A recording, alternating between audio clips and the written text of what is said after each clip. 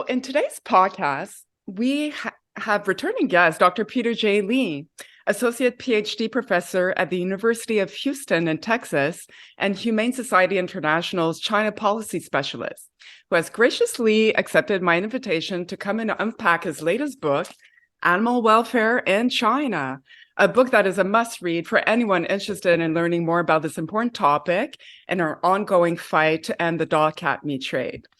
Dr. Lee was last featured on the January 29th, 2021 episode, in which he shared with us much information and insight into China's socio-political climate, its evolution over the years, and of course, the commercialization of dog meat in the country. If you haven't seen that episode, I invite you all to go back and watch it. It's a great, great episode. So without further ado, welcome to the show, Dr. Lee. Hi, Jade. Good to see you again. It's wonderful to have you back, and I'm so glad that we'll get to cover your book. It's a fantastic book.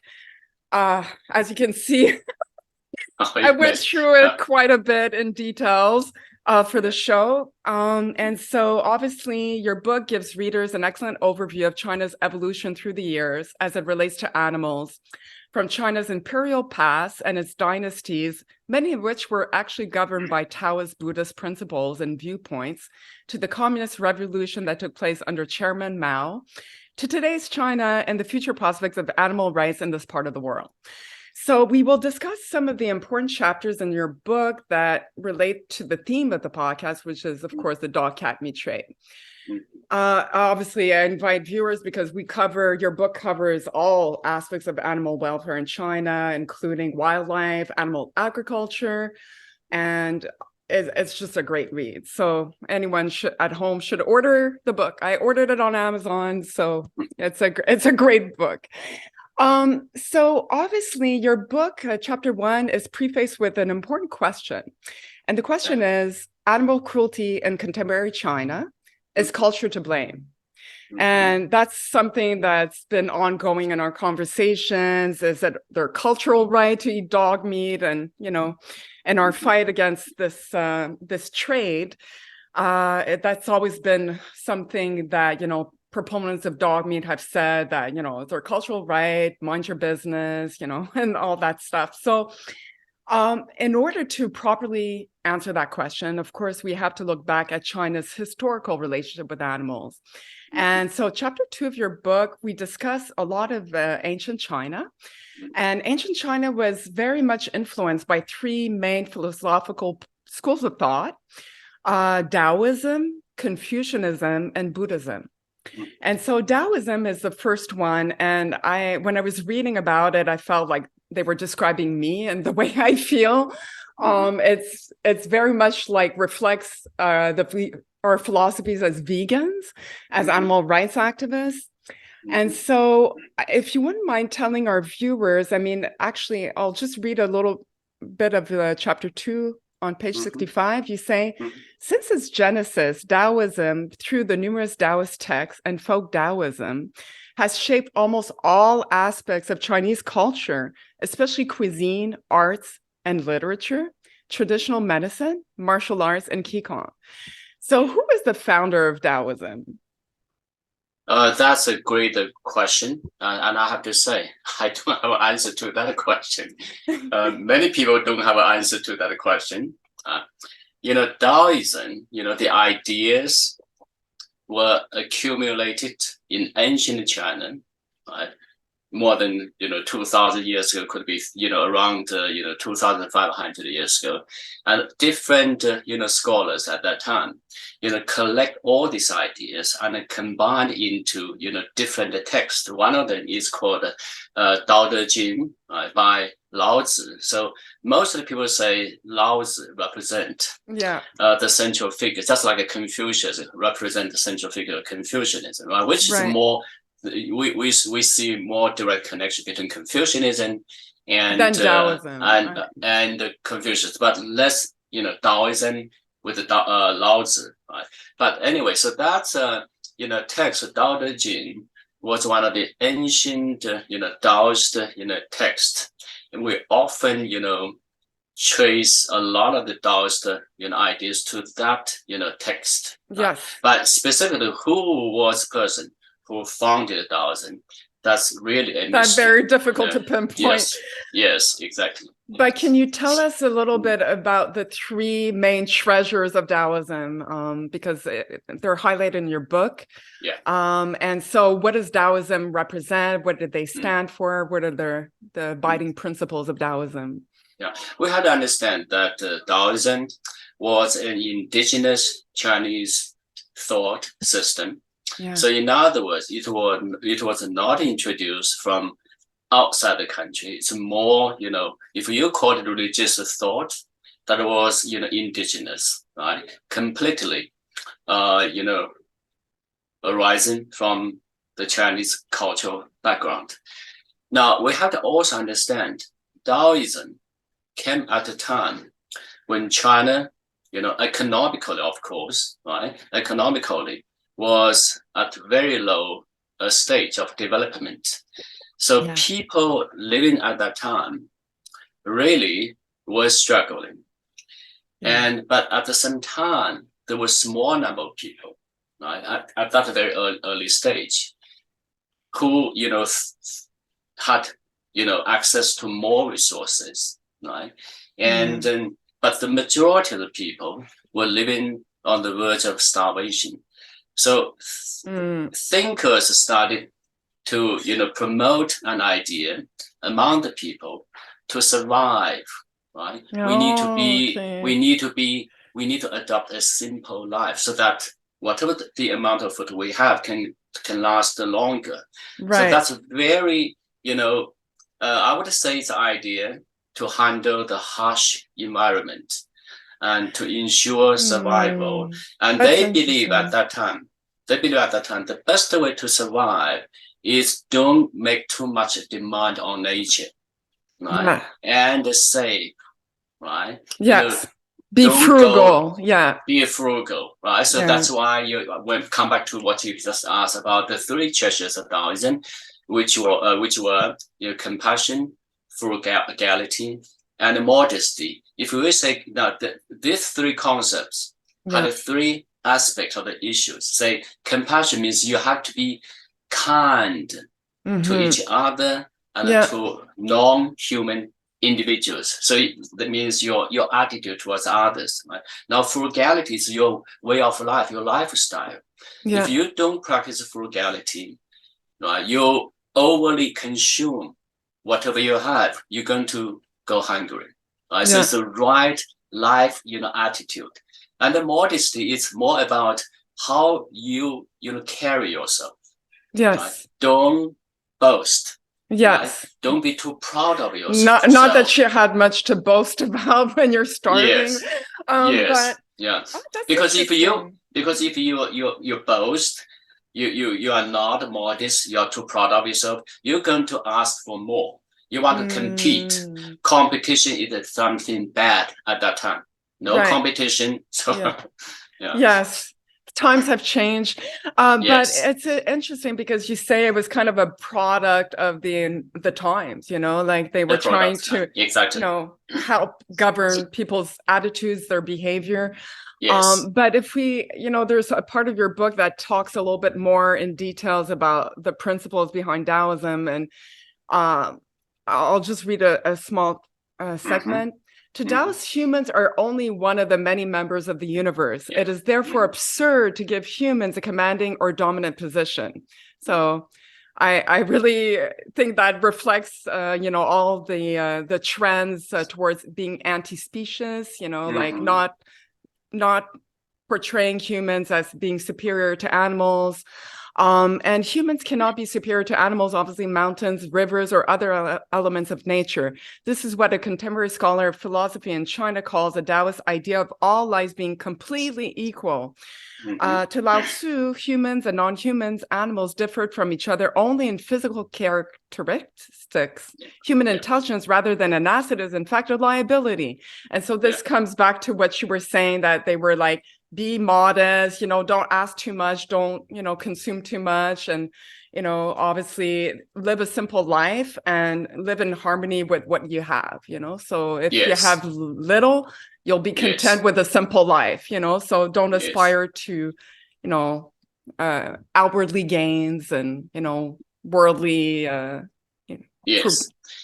So in other words, Taoists are telling the people, if you treat other elements of nature, other members of nature equally, respectfully, you're Yes. not going to want to possess them, want to control them, right? You will not have a desire, right, to control the world. Now, what you have cited also reflected the fact that animal rights ideas originated in China as well, long time ago. Right? Yes, Even though we yes. read about animal rights from Tom Reagan, right, from Peter Singer's, but some of the ideas they were talking about actually exist in China more than 2,000 years ago. Wow. Yeah, the seed of what was to come. Because yes, to Taoists, slaughtering animals, burning forests, hunting wildlife, and fishing are all sins. Human desires, when unchecked, drive aggression and bring forth humanity's destructive power. Well, I can't agree more with that. Like, it's obvious that, the more we aspire, the more we want to, possess in life and, achieve capital possessions. Well, it's all, bringing about the changes we're seeing in today's world, climate change, all this stuff is from overconsumption, over wanting. And so obviously this was one of the schools of thoughts, and there was also Confucianism, and sometimes it's hard to see the difference. But as I read in your book, Confucianism does put human interests at the center a little bit more. I mean, this is the differentiation between that and Daoism. Can you tell us a little bit more about the origination of Confucianism in China? Before I go there, let me just say one more thing about Daoism. Of course. Daoism basically says that don't believe, humans should, drop your arrogance. Don't believe that you can change nature. No, you cannot. Every time you try to change nature, you cause damage to nature. What you just cited earlier.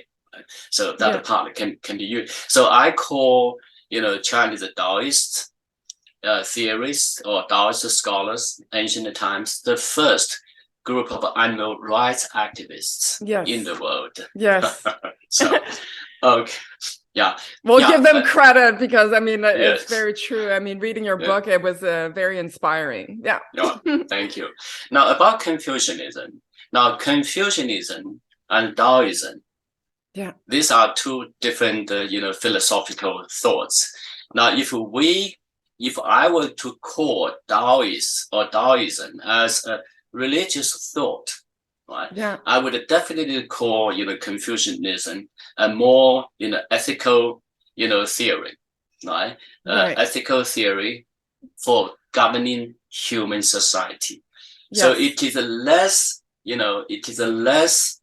a thought system about morality, but it is more about how society, how humans deal with each other, how humans deal with the society, how an individual deal with government. So it's more an ethical, that's why I also call it anthropocentric, philosophy. Right? So if we talk about that, while Taoists say stop killing, right? Respect nature, right? But Confucianism would consider, killing may be necessary for sustaining the human society. Right? So you see the difference over there.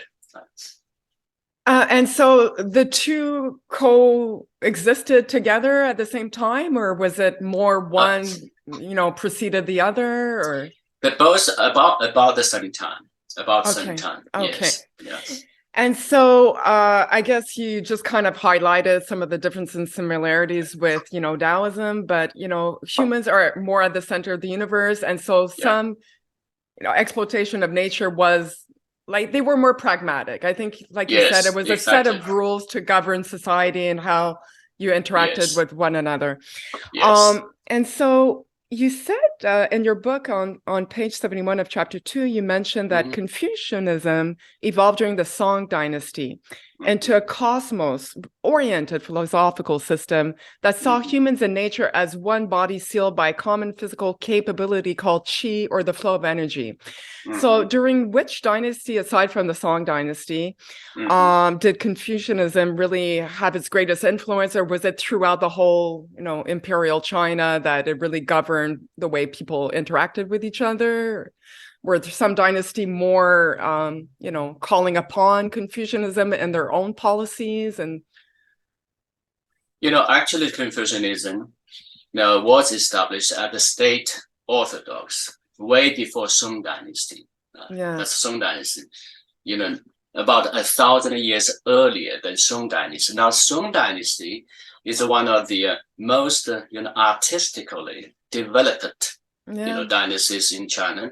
And you see, development, refinements of thoughts, and including, Confucianism, reaching a higher stage. A right, lot of right, scholars, a lot of Confucian scholars are trying to interpret what Confucius really said about this, how yes, Confucius interpreted nature. So they add their new interpretation. They are trying yes, to say that Confucius really was not just focused on, governance, about the human relations, human society relations, but as a matter of fact, Confucian ideas were really addressing the entire universe, how humans interact, right, with nature, natural yes, world, and how natural world, right, interact with other elements of the nature. So they're trying to expand the reinterpret. definition a little bit. Yeah, Exactly, yeah, exactly. Now, what I want to say is, even though we say that Confucianism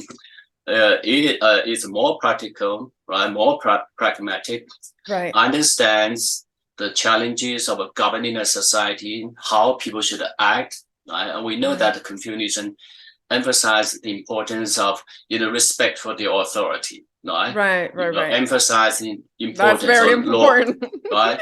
Law Yes, and order, right? But yes. at the same time, right, and Confucianism does not attach too much importance on, no killing, nature, but Confucianism always attaches importance to the importance of reasonable use of natural resources. You Yeah, use reasonable natural use. resources, Yeah. right? Mm. You use natural resources for a reason. You Yes, you don't do it without a reason, right? that's very good to mention, to specify. So now we touched upon two of them. So the last one being Buddhism. Mm-hmm. Buddhism also has many close ties to Daoism and its Yeah. views and the interdependent relationship between humans and animals and nature. So when was Buddhism first introduced in China? Because we all know Buddhism from, India, but how did it make its way to China? Yeah, it was introduced into China. Yeah, different interpretation. One of the interpretation was the first century. So Okay. very, very, very early time. But why Buddhism? A foreign religion Yes. took roots in China. So that's an interesting question, right? So how can a foreign religion, become a Yeah. Chinese religion Yeah. and practiced in China? One of the important aspects of the evolution of Buddhism in China is the fact that Buddhism has become China, signified. I don't know what that's the word. Signified means, become Americanized or Chinese-nized, something like that. Okay. Signified. Yes. What I was saying. So Yes. they accept all the principles, but then Yes. they build those principles, Yes. apply those principles in accordance according to Chinese psychological need, right? Right. For example, the idea of karma, right? So Yes. in China, right, people in China pay a lot of attention to the welfare of the family members, especially the young children, right? Oh, okay. So they, in order to, to promote Buddhism, the Buddhists, right, teachers at that time or masters at that time, in order to build that, religion as a Chinese religion, so they have to tell the followers, if you practice, Buddhism, right, Yes. you're not going to better your own life, but it will better the life of your family and the life of your children, right? So Okay. that, and then another idea. So practicing, for example, kindness, Yes. right? Not just help you, but will bring good fortune to your children. So that kind of thing, is very strong, right, in China. Yes. So they add, because I think, like I mentioned at the beginning, it did have a lot of commonalities with Daoism, which, obviously it comes from China, its ancient past. So, and I think it also has to do with like wanting to bring good karma for your departed ones. Am I mistaken in saying that? That it would, your departed ones would do better in the afterlife if you did good here. I don't know if I'm way off on that. Yeah, maybe it's not, Chinese don't believe in fatalism. Okay. Chinese only worry about this life. Okay. That's very different. Practical. Okay. They're very practical, right? Yes. So that's why when we talk about karma, right, Yes. in the Chinese, context, that's basically like this. If you practice, Buddhism, yes, right, you refrain from bad behaviors, yeah, you help others, you yeah, do, mercy release, you help animals, yes. you're going to be benefited. The karma will return to you, immediately. So your life, this life will be improved.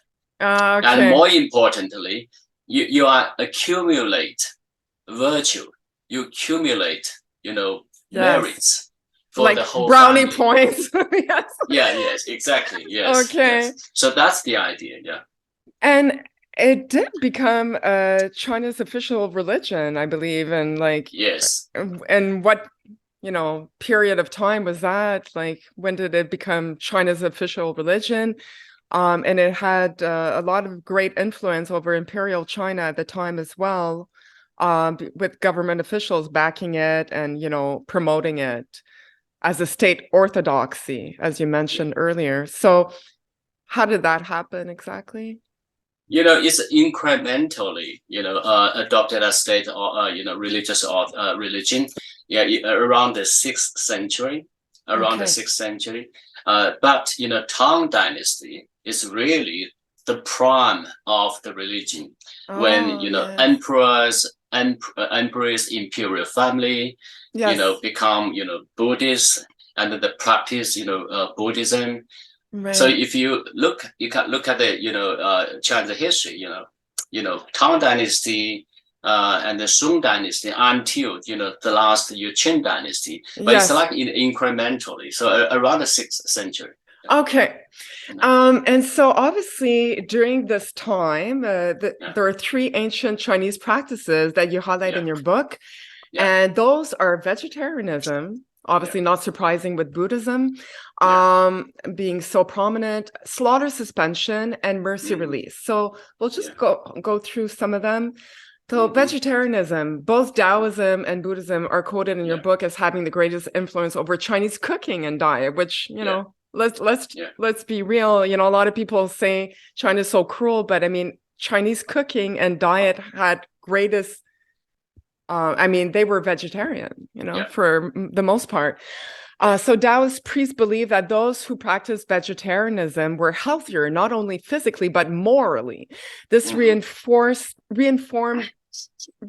that meat-free meals were key to longevity. Now, now with what you said earlier, I'm starting to wonder if it was because there was, meat was expensive, and so they were trying to promote, eating vegetables and vegetarian diet to their population because there was, they could not afford meat, or was it really just like you said, to accumulate virtue and to govern a society that would be kinder, more compassionate. I would say those elements influence Okay. China's, plant-based diet. So Yes. China has had a predominantly plant-based diet. Right. Of course, because of level of, productivity, right? They could not produce that much food, right? I'm talking about, legume products, tofu, this type of thing, and of course, meat. But of course, there is also the spiritual aspect, as we just said, right? You have to be Right. kind, right? Refrain from overindulgence in food, but that's a kind of a spiritual sin if you overindulge yourself in, overeating, over drinking. So there is that aspect. Now, vegetarianism is more rooted in Chinese culture. Daoism, Yes, was the first to talk yes, about the importance of plant-based diet, and of course they don't use this word, right? right. Meat-free Meat-free diet. meals, right? Yes, And then even when Buddhism was introduced into China, the earliest Buddhist monks were not vegetarians. that's it. They Yeah, ate meat. that was very Right? surprising to me. Yes, because when they were introduced to China, right? China probably was different from South Asia, right? Yes, So a variety of meat products probably were there, but not in great amount, of course. So monks were not entirely vegetarians until much later. Then they were, called on to right. practice vegetarianism by another emperor, right? Well, let's talk about that emperor. It's Wu of Liang, I guess. And what Yeah, dynasty Emperor was? Wu. And what dynasty was that? That would be five kingdoms, the 10 states, during that special period. Five Okay. kingdoms, yeah. Well, State of Liang, yeah. okay, so he's the one who decreed that all monks and nuns adopt a Yes, meat-free lifestyle. So yes. And he himself was also a Buddhist, a devoted Buddhist follower. and it happens to be that his reign was one of the most Yes. stable and prosperous in all of the For southern. quite some time. Yeah. Southern dynasties, yes. And so obviously from that moment on, since he decreed that all monks should be vegetarian, did that follow through for the Yes. onwards? Okay. Until today. Until today. Okay. Yes. Monks are vegetarian. Yes, you have to. You cannot eat meat. Okay, good. Yes. Okay, so during the Song and Ming and Qing dynasties, banquets of meticulously prepared vegetarian dishes. This is in chapter 2 of your book. Yeah. And so artistically presented and creatively named helped promote meat-free cooking. Despite the opposition of the Buddhist monks, chefs prepared vegetarian foods that were prepared to look like meat dishes. And so I guess they were opposing it because they didn't want people to want to eat animals, or to promote the idea of eating animals. Okay. Yeah. And I was like, oh my God, this is like the first version of mock meats, I guess. Yeah, yes. Can we attribute ancient China to the creation of mock meats, I guess? I would. I would Yes. also. And it's funny because one of my guests who lived in Korea for a long time, and he investigated dog meat farms over there, but he was like, Asians were the first to adopt, all these mock meats. They would do all sorts of dishes with tofu, soya base products. So it's kind of ironic, but I mean, we can talk about that later on. It's, I guess the more prosperous you are, the more you want to, start adopting Southern, more westernized ways of eating, consuming beef and meat, because there's an association between, meat, being able to eat meat, and prosperity, especially in China, having been so poor. So I guess that's it. Then we'll talk about slaughter suspension. So there was vegetarianism, slaughter suspension, and mercy relief. Slaughter suspension, can you tell us a little bit more what that entails and why and how it was instated as a national policy? Okay. Before that, I want to just very briefly about imitation meat. Right? So you just mentioned that Chinese chefs prepare vegetarian food, look like, fish, or look like, chicken legs, that, like fish, and taste like, taste like those, meats as well. And the monks do not like that. No. Monks do not like that because they believe if you use, you use imitation, you produce imitation meat, right? You may still encourage people, right, to eat meat. Right. You need to get the idea completely out of the mind. You just eat the vegetable, right? So if I don't know if you ever eaten a dinner, a food in a monastery, Buddhist monastery, their food is very plain. Tasteless, yes. Very plain, simple. Why that? Because they don't put the ginger, they don't put the garlic, because they believe if you put all these different tastes, right, or ingredient, right, spices, you're going to encourage desire, food desire, right? If you encourage food desire, right, then there would be competition, people to fight, right? So that's why, from the religious or Buddhist, perspective, imitation meat is not good. But we have to understand that Chinese are the most pragmatic people. They understand, very pragmatic. They understand if you want to, pull people away from meat eating, you need to be attractive. You need to be creative, right? So that's the Chinese cultural, aspect. So sometimes I joke when I go to different events, and the vegetarian food is served, and I said, this is really, lack of imagination. If you go to Taiwan, you go to Hong Kong, you go to mainland China, their vegetarian food probably would be a little bit more creative. Okay. But anyway, oh my God. So that's my the creative. I mean the pragmatic. Now about slaughter suspension. Slaughter suspension has been a state policy, especially since the Tang Dynasty. I'm sure earlier than that. Started to implement. Why slaughter suspension? Because slaughter suspension has its roots in Daoism and Buddhism, of course. Right.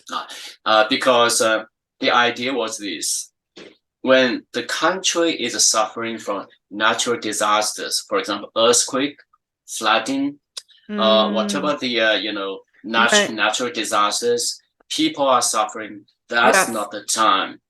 That's not the time to slaughter, livestock for food. No, because we are suffering. We don't want to create, sorrow. More suffering.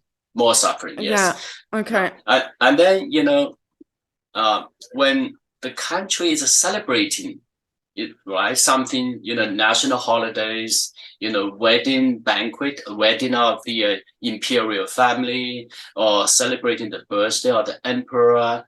That's the time of festivity, right? Happy. That's not the time to slaughter animals. So that's why, slaughter suspension was a state policy. Right. Especially in Tang Dynasty, since Tang Dynasty, Ming Dynasty, Qing Dynasty practiced, different at a different level. But Tang Dynasty was most intensively, practiced. It's enforced by the government. Right. So all the slaughter we have to stop. Now, one more. I didn't mention in the book. Maybe I did, but I can't remember. When government issues slaughter suspension order, you cannot even kill wild animals. Okay. Oh yeah. Right. So if you have a bird, a nest. You cannot disturb the birds in the nest in your house or on the tree. Somebody would be prosecuted if you were caught saying killing a bird, even if he's in your house. It happens to be in your house. You cannot. It was very abided by, like very strictly abided by the population, the whole population, not just the entire country. Entire country. Yeah. And so obviously this with all the days you mentioned in your book, you did mention like celebration of the birth of a child, the emperor's birthday.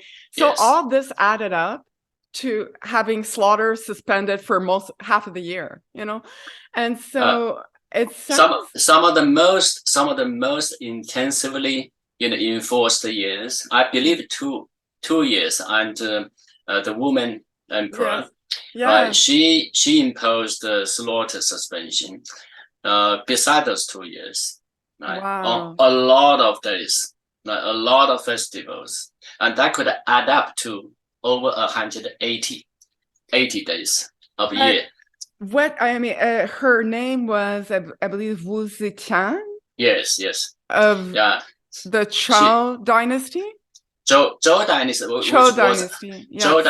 which was actually the same as the Tang dynasty. Oh wow! She just named the dynasty, temporarily Zhou dynasty for a short period of time. But still Tang dynasty. But she was the first and only woman emperor. Is that possible? Okay. Wow. Yes, in China. And apparently she was exceptionally intelligent. So, I mean, why do you think she ordered the suspension for 2 years? Like, was there something that, instigated that? Or it was she was very Buddhist and... She was extremely Buddhist, yes, at that time. Right? And there could be other reasons that allowed her to do it. Right? Now, for example, to stabilize the economy and regional, there were disasters in regional parts of the country. Right? Yes. But the predominant reason was because she wants to, use her Buddhist belief, right, to impose a slaughter suspension, to show to all the people under the heaven. That's how they say it in China. All the people under heaven, that she were the right ruler, even though she was the first woman ruler, and she was compassionate. And you need a compassion for a society this, immense. Right? Yeah, so a society that's governed by a compassionate ruler like that is well ordered, and there's peace and harmony, right? Yes, exactly. Yes. And so mercy release is the third one of the ancient China practices. And so obviously mercy release, it sounded very similar to what I call open rescue of today. I have many friends that do that. They go on farms in open daylight and they rescue chickens or pigs at their risk, of course. But can you describe a little bit how that came to be, and was it more prominent in certain dynasties than others, or? It was more prominent again in Tang Dynasty, right? And it continued up to today. But I want to say this: mercy release. The idea is very similar to what we do today, right? Open rescue, right, and then release, right, at our own, risk. But mercy release was promoted by the imperial family, by the Chinese emperors, and they themselves, practice it. Why they do that? Because the same idea, karma, idea. If you are kind to another life, your life will be enriched. Your life will be rebuilt. Right? And you are bringing that, kindness turned into great fortune to your kids. Right? So the Chinese don't worry about afterlife. They don't have that idea. No, next life. It's this current life that matters. Current life. That's what I care about, right? But I think, that's it. And in your book, you do mention, and it's a good point to make, because this sounds very virtuous, benevolent, and it is, in theory, but it's also not selfless, right? Like you're trying to do something to get something, it's not like you're doing it out of pure compassion for that animal. It's because you think you're going to gain something from it, and, like being it, virtuous points and better karma for you and your loved ones. But it's not a completely selfless pursuit. No, it's not. It's not. It's very pragmatic. That's what I say. When I say Chinese pragmatic, they do everything has a purpose. Yes. Right. But we want more people have this kind of pragmatic, practice. Of course. Because of course you rescue an animal, or you buy a live fish from the market, and you send him back to the river, to the pond, right? So that's a kindness behavior, and of course satisfy your psychological need for being a person who is compassionate, and make you feel that you get benefits in longevity, in family fortune. I can tell you, I have no problem with that. No, that's it. I mean, human nature is selfish, and at its core. So I mean, at least you're doing something good in that pursuit. Now, Jake, let me just want to say one thing. The mercy release traditionally was conducted like this. People go to the market. Yes. For the market, they see some fish. Sometimes they may see frogs, sold for food, turtles. So they would buy those and send them, release them in the wild, in the river, in the pond, and the mountain. So that's you buy it, you send out. It's not go out somewhere to rescue, and then there's no place to rescue. It's important because a lot of people might go, what was it? What was it? Yeah. So people would go to markets, buy the animal, then release it back in nature. So that was the idea. Yes. And okay, and it was you mentioned in your book that it's also practiced to this day. Yes. And it made me wonder who's practicing mercy release today in our current times? Is it monks, or is it today it's mostly religious organizations, like Buddhist organizations. That's one group of people, and then one practitioner, and another group of practitioners are Buddhist followers or believers. Okay. Right? And then a third group, animal protection activists. Yes, well, they would animal do rights, that. like animal rights activists, right? But there is a problem here. Sometimes these people go to the market to buy some, exotic turtles, right? Or snakes, and then they, send to the mountain and to release them. But these snakes were not local, or these turtles were not local, right? You create a, ecological, problem. They cannot survive, right? And even if they can survive, they may cause, because they considered invasive, species, right? Yeah. So these kind of things. It's not a perfect practice.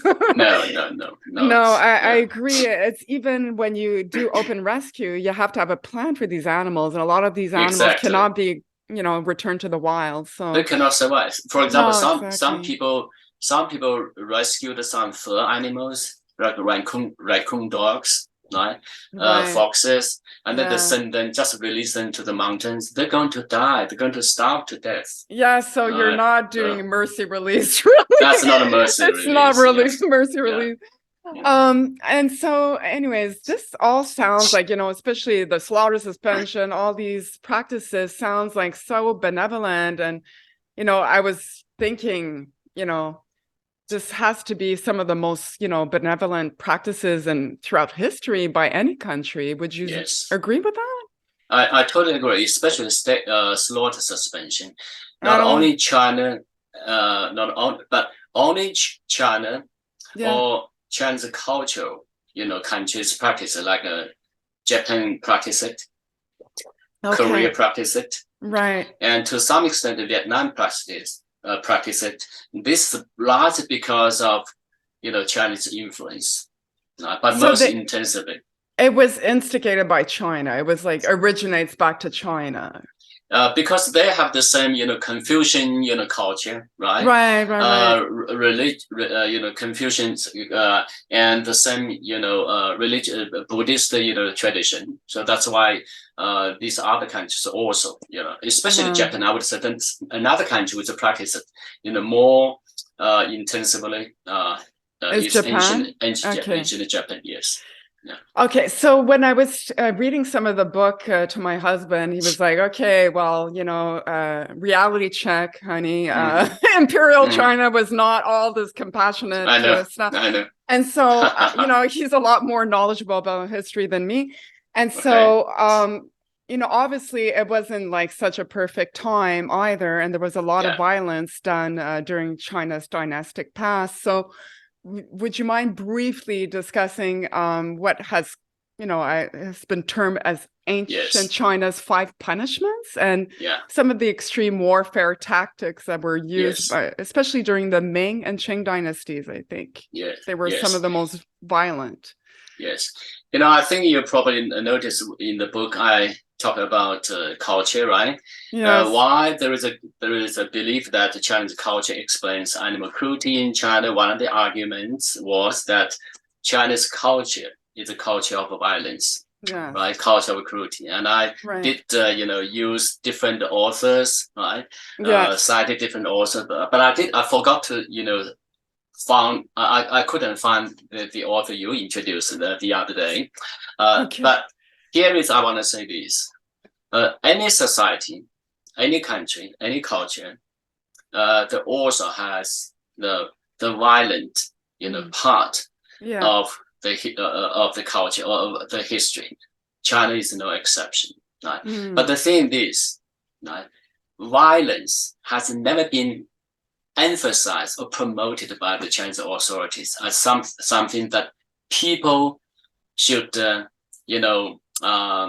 get used to, should participate, right? Right. And the moral codes, right? The moral behaviors in China, advocated, promoted by the Chinese authorities from imperial government to today, are always be nice, be kind. Yeah, so that was the message that was being promoted. Okay. Yes. Yeah. So that's the dominant,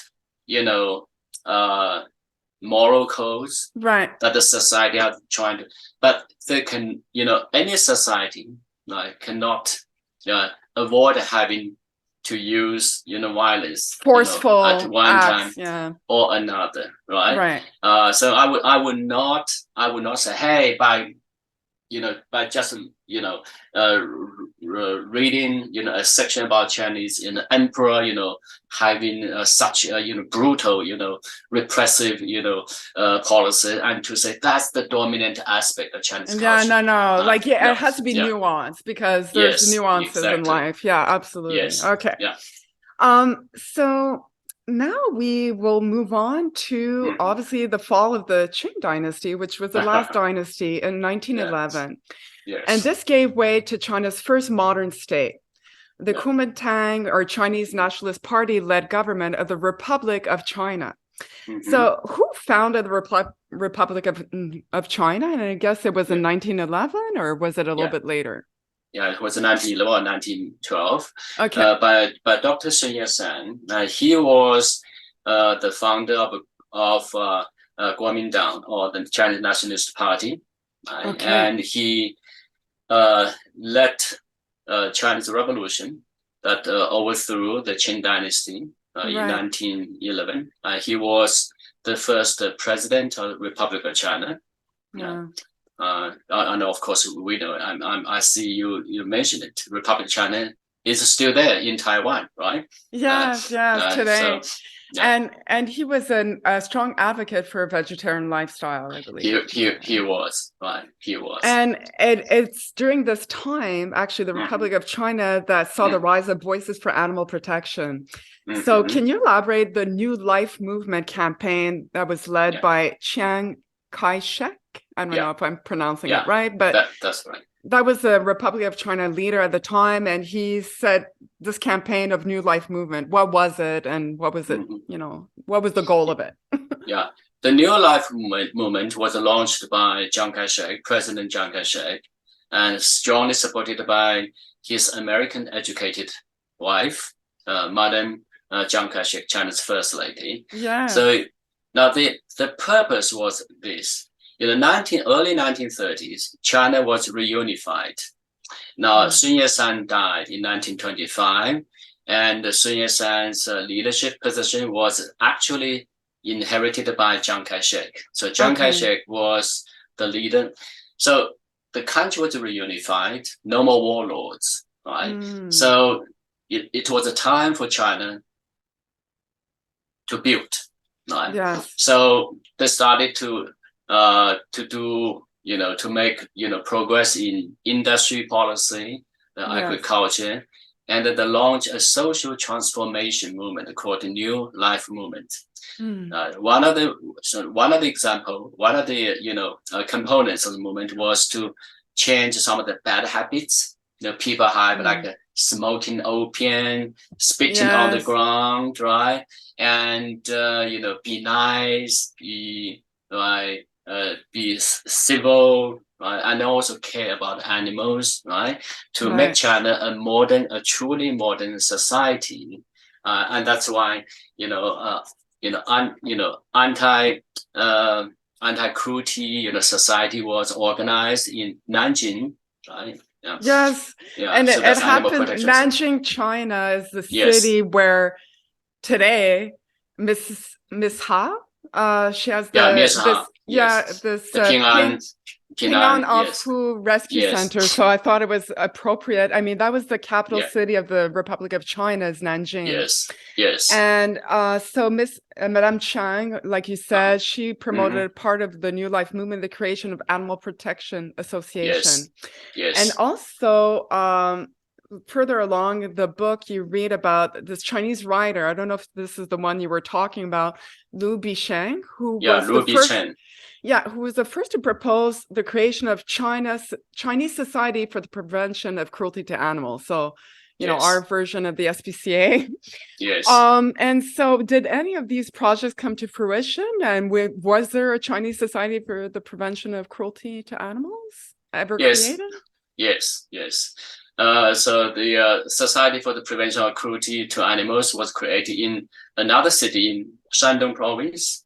Now, Liu Bichen, she was at that time 29 years old in 2029, around 29, 30, early 30s.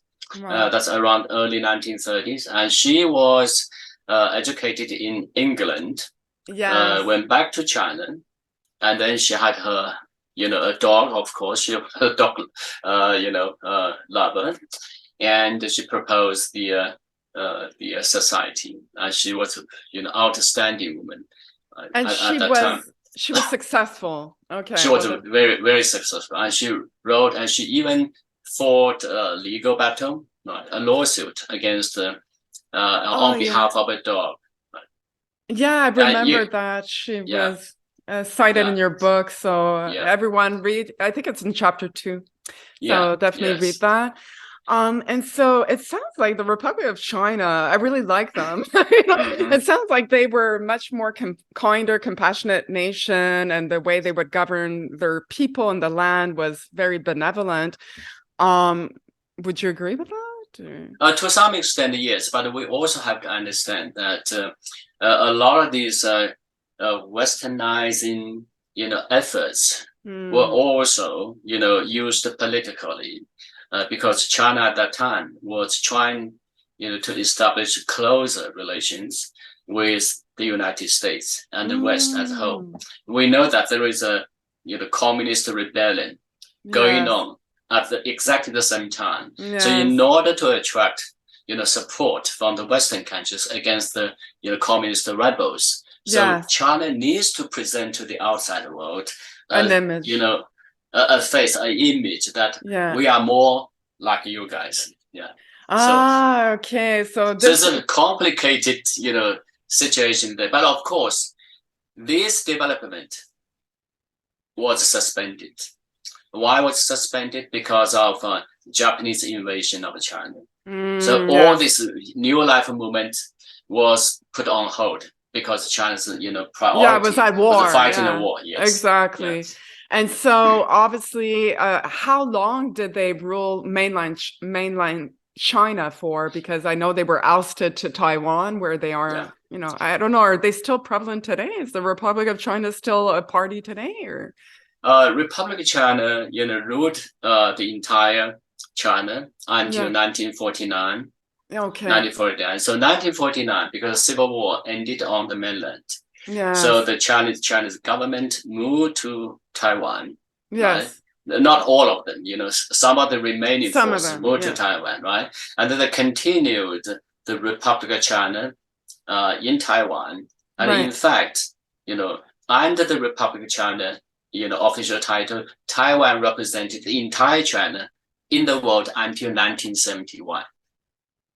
Taiwan represented all of China? All of China until 1971, yes. So in the United Nations, so let's say, so in 1970, you go to United Nations, right? Yeah. The China seat in the United Nations Security Council, the top five powers, right? Yeah. The China seat was, occupied by the authorities of, Taiwan. Taiwan. Yes. Okay, so they didn't recognize mainland China at that point. They did not. They recognized mainland China as a rebel group. Oh, okay. A rebel group. But we're not going to talk to you. We're going to deal with the civilized ones. No, but they say, I represent you. You are my territory. Okay. So that's why the communist government of mainland China was not recognized by a lot of countries. Most countries recognize Taiwan as China, representing entire China. Okay, that's an important thing to know. And so obviously, I guess, what is Taiwan at this point? What is their political state? Like, is it independent from China, or is it seen as its own country, or are they still under the ruling of mainland China? No, legally, in terms of international law, Taiwan is a part of China because the title is, Republic of China, right? But Taiwan enjoyed de facto independence since the two parts of the country split, right, of the Civil War, right, 1949, right? So legally, right, in international law, Taiwan is still part of China. Right. That's why we don't see Taiwan representation in the United Nations. Okay. Right? Separate. And so, I know that, Taiwan was one of the first Chinese states to actually ban the dog cat meat trade. I believe that was in April of 2017. But a little bit earlier, as a matter of fact, 1990, since 1998. They have an animal protection law, so against the cruelty to dogs, to animals. So in order to eat a dog, you have to kill it, right? That would be considered a cruelty. So you cannot do it. So if you cannot be cruel to a dog, then you cannot eat a dog meat, even though you did not say you cannot eat dog meat. But because you cannot be cruel to dogs, then dog meat was, actually banned, since 1998. Okay, so what happened in 2017? Because there was some kind of a revision, just more specific, specific about eating dog and cat meat. Okay, so it's similar to Philippines. The Philippines, I think they ban, cruelty too. Cruelty too, and it got a little bit more specific with greater penalties and all that. Yes. Okay, perfect. And so obviously Taiwan has animal protection laws, you mentioned. Was that in 1998 as well, or? Yeah, this is 1998, yes. Okay. And so now we will move on to, obviously, Republic of China, as we mentioned. It was divided at that point. The Communist Party, led by Mao Zedong from 1949 to 1976, took care. He was ruling mainland China, and obviously, your book highlights many of the devastations that took place under Chairman Mao. Time, but I want to briefly touch upon the most significant events during this time that go a long way in explaining some of the complete absence of animal welfare and protection laws to this day. Can you summarize the CCP, the China's Communist Party's socialist revolution? What did it mean, and what was their goal, and what did they, how did they want to govern China at that point? China's civil war ended on the Chinese mainland in 1949. So the Communist Party of China established the People's Republic of China on October 1st, 1949, right? So the Communist Party vowed to create a completely new society in China. So in other words, it did not inherit any legal system or political institutions from the Republic of China, from the previous government.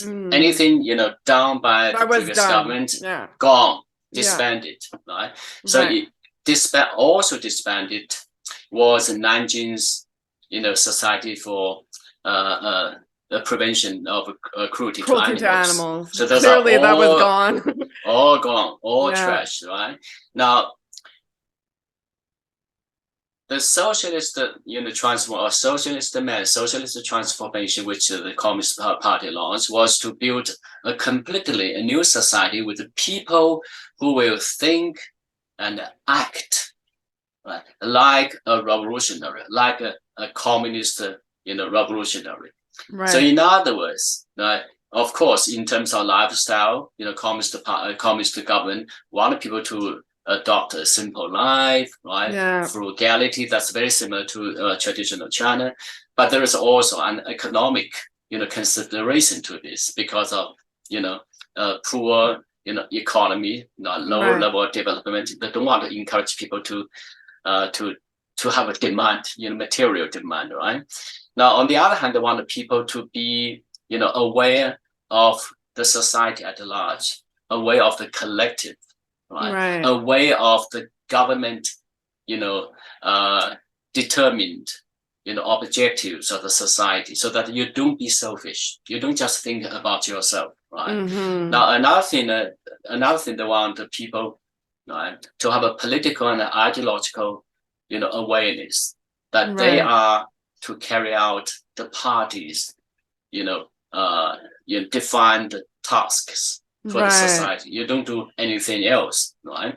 So in this way, the government believe that people will better channel the energy into socialist construction.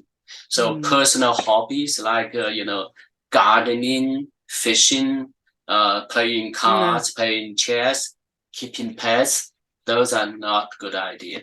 Those are bourgeois. Yeah, exactly. And that came from Republic of China's time and their influence from the West as they were trying to, ally with, the United States.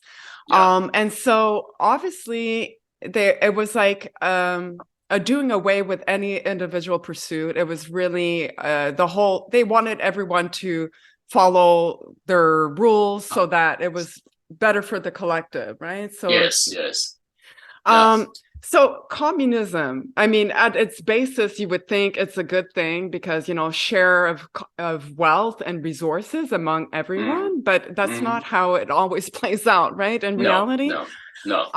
And so obviously, the CCP rejected, like you mentioned, all Western cultural, religious, philanthropic, and political influences. And this is what gave way to what we call indoctrination camps that were intended to force citizens of Christian, Islamic, and other religious backgrounds to disown their beliefs. And so can you describe some of the methods? I mean, this is well documented, but, for those that might not be aware, what was the point of this indoctrination camp? It was really to kind of program their citizens to do away with your beliefs. This, you're now going to follow our rule. This is, one party rule, communism. And so what kind of methods would they use on their detainees to accomplish this?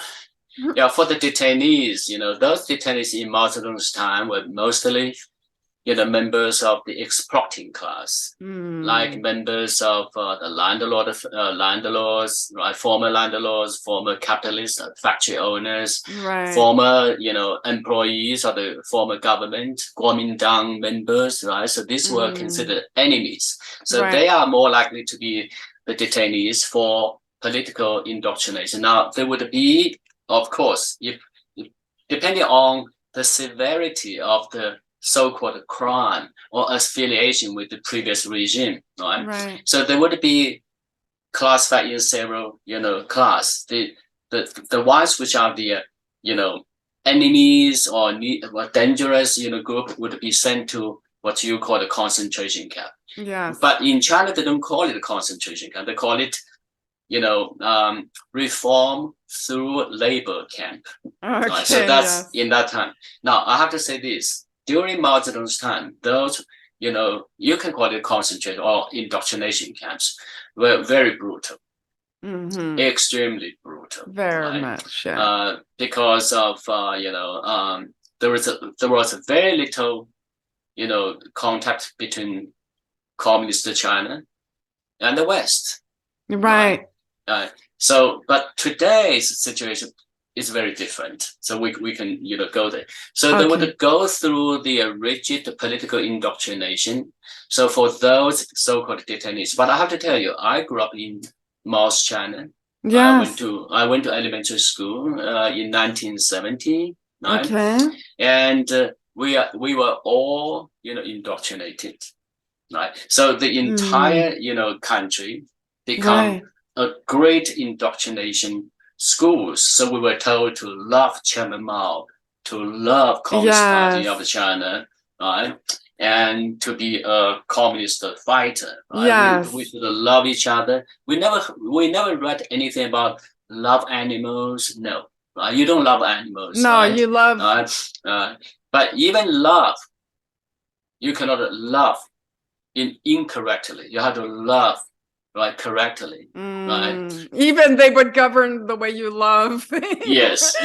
And what you were allowed to love. But yes. I mean, just coming back to what you were saying, during Mao's time, there was definitely a division in society between the working class, as you mentioned, and working class meaning the poor, the people that had lesser means, versus the exploiting class that they called, and those were, former Republic of China's, officials, anyone that was educated, more, that would have different ideas than the Communist Party, that would be able to inform different, make different decisions. So they were at kind of war, and your book highlights some of the extreme acts of violence that took place during Mao's time. And so can you tell us a little bit more the social climate during Mao's time? I know that, even you said that you grew up you went to school during that time, and it was, your book says that even children of the exploiting class were not allowed to sit in the front row. They were often persecuted, bullied by children in the working class group.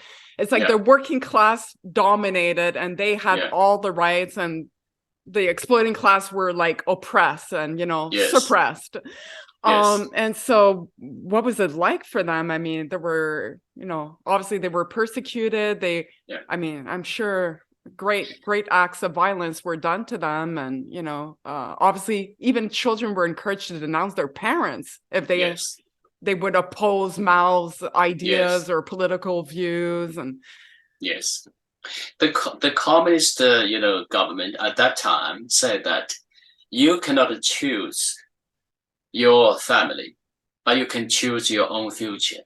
So that means that you can declare that you are different from your parents. You can denounce your parents if they were, enemy class members, so that you become revolutionary. So you join the revolution, right? Now, even though that's the official position, but in actual practice, children of these former Kuomintang officers, former government officials, children, they were not promoted generally.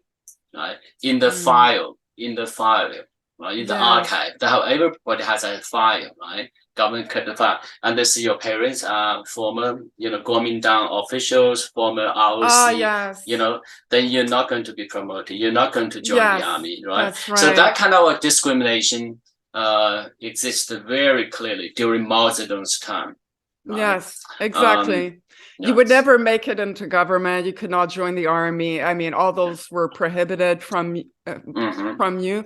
And also there's a part of your book, and I was really saddened to hear this, but they would have the young people called Red Guards in Mao's China that were encouraged to do, great acts of, Cruelty to swear their allegiance to the Socialist Party.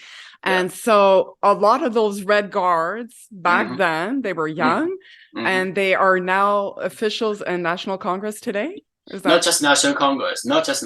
They are the officials in the government, in the party, in the Congress, of course, in provincial government. So let's say in this way, the leaders today in China at the national level, provincial level, are all members of Red Guards in the past. Right? So that's why oftentimes we say we have to understand this particular generation of Chinese leaders. They were the most intensively indoctrinated, people in China, right? Yeah. Even though they went through Cultural Revolution, they were Red Guards. Red Guards were not, young students, middle school students, college students came together. Oh no, declare themselves Red Guards, right? They could do that, but there were Red Guards because Mao Zedong wanted them to be Red Guards. So they would carry out Mao Zedong's order in order to fight against those people Mao Zedong identified as his enemies. Right? So they were just, they were tools. They were a tool in the hands of Mao they were Zedong. Used by him. They were to do his by bidding. Mao. Yes. And to this day, maybe in some respects, Okay, so obviously, pet ownership was like, forget about that. Gardening, like any kind of extravagant, what they would call extravagance of the working class was not encouraged, and I'm sure it was penalized. And so it's safe to say that if you exhibited any kind of sympathy towards animals, or even your fellow citizen that was being persecuted, you were seen as being part of the enemy class. So it kind of fostered an environment where you're not allowed to show emotions towards and kindness, and so obviously the question, I guess I would ask it back to you. Would you say that culture is to blame? Because, talking about all this, for me, culture, not just for me, culture by definition should evolve with time. And so for me, I feel like all that was described in your book during that time is like, it's a culture. You're fostering a culture of complete apathy towards the other. So in my opinion, I would answer yes, culture is to blame. But I think the bigger question for you was, can we say that China as a culture is to blame for animal cruelty today? No, why I don't use culture? Because when we say culture, I agree with you, culture is evolving, right? Culture, if you look at Mao Zedong's time, that's political culture. And Mao Zedong, yes, that's political culture and Mao Zedong. But if we use culture, people would make association like tradition. Yes. I'm not, culture here, oftentimes, equal to tradition. So I would avoid using culture. But I would say Mao tried to reshape culture for the new society. He wanted to create a new culture, right? In that sense, yes, I would say so. But I don't use it, as I just said. I don't want to confuse it. No, because it would like deny all of the ancient China's past and all those, Buddhism and of course, Okay, so let's get on to chapter 3, which is the part of your book that talks about China's civil war over dogs. And so obviously your book is the chapter 3 is dedicated to the dog passenger train.